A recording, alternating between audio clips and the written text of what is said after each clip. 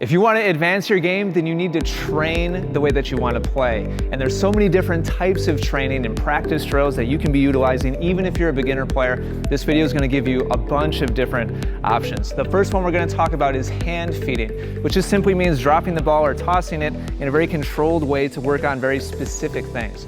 So let's start off with a really simple hand feed here to Megan, where she's just focusing on technique. And you see us doing this in our training and our coaching all the time, where we're isolating a particular movement or a particular stroke, and we're not even having the student move at all. And my goal here is just to toss the ball so it comes up right to her strike zone. And maybe we're working on her follow through or her top spin or whatever, but this is a great place to start. Next, we'll go back to no man's land. And now I'm going to toss laterally, and Megan's going to have to move to this, but it's just going to be a moderate amount of movement, nothing too crazy. So now she's moving out to her right, hitting and recovering. And we could use this type of hand feeding to work on her footwork, or we could use it to work on her shape and her racket head speed, whatever. But this is kind of the next rung up on the ladder of challenge. Next, we'll go back to the baseline, and we'll move things up to higher intensity. And now Megan's going to be moving much more dynamically in different directions, using different footwork patterns. Some might go high and deep, so she'll have to move back. Some might go out to the side, so she'll have to move laterally. Others might be short, so she'll have to move in. But now I'm challenging her in a much more dynamic way. And a second ago, we were just completely stationary, dropping the ball to her like this. So just quick example here. There's a million different variations of hand feed. Here's a couple to get the ball rolling for you. And next, Kevin's going to talk about how to feed with the racket. Now we're going to talk about racket fed. Now, racket fed is the next level from hand feeding. It's great because it provides you the ball coming from the other side of the court. It also resembles more of an actual point situation, feeling kind of the force that I can apply using the racket to Megan on the other side. Now, some key important things for racket feeding is making sure you're feeding with a continental grip. It's really hard, I see this all the time, that players are feeding with a topspin grip. So my question to you is, what grip do you normally use when you're trying to feed? Okay, hopefully it's a continental grip. So we want to really make sure, really simple, it's a continental grip, and all we want to do is almost have a shortened swing through the ball. The next thing I like to think about is if you're beginning, just start off with getting used to grabbing balls out of the basket. It seems so simple, but it's actually an art, how you grab balls in between each feed. So first little drill we're going to do is just have Megan hit cross court. And I really want you to focus on the tempo of how I'm feeding the ball, the actual path of the racket as I'm feeding the ball, and me reaching inside the basket to get a new ball. So just as a good warm-up, you can see how I'm giving Megan plenty of time to recover, and as she's recovering, I'm reaching in the basket for another ball. And this is a great drill for her because she gets to work on her consistency.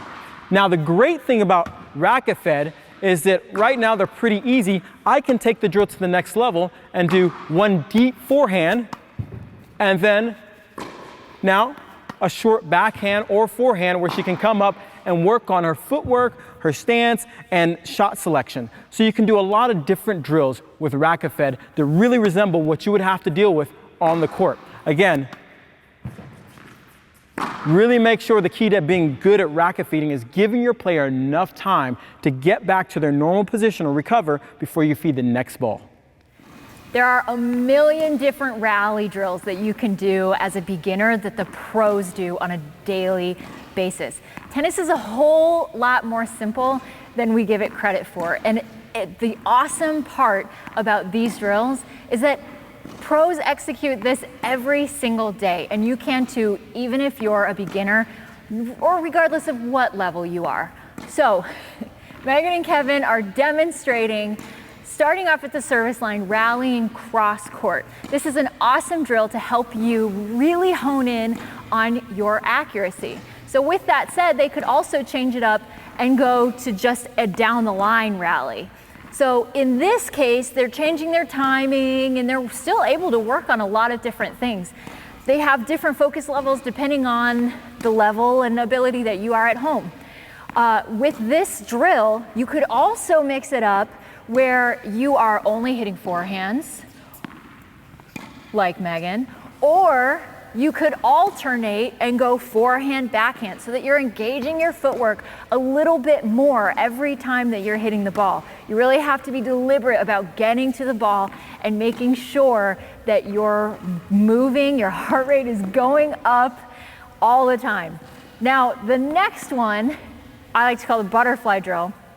Megan's gonna go all cross court and Kevin's gonna go all down the line. This is an awesome one. It helps with your strategy. This is the most fundamental strategy in all of singles. So whether you're pro or beginner, I don't care what you are, this is an awesome drill. Now finally, another really, really popular way to play is to have 3 players. So let's say that you're missing somebody. So Ian's gonna come on in and demo this as well. Now, little surprise for Kevin is that these 2 are gonna work on running Kevin as much as humanly possible. So these 2 are going to run him from side to side, corner to corner. It's a real gasser no matter what level you are. Oh, I missed it. And so if you are looking for intentional practice, make sure that you get extra help from our free coaching. You can go to tennispracticeplan.com, make sure that you have a practice plan, just like these guys are using, every time you go out on the court so that you can improve leaps and bounds. You won't do that unless you have a real plan. While you're at it, make sure that you subscribe to our channel and hit the bell, ding, so that you never miss a notification of a single lesson. All right, I'm gonna play in. See you guys in the next lesson. Kevin Garlington. Okay.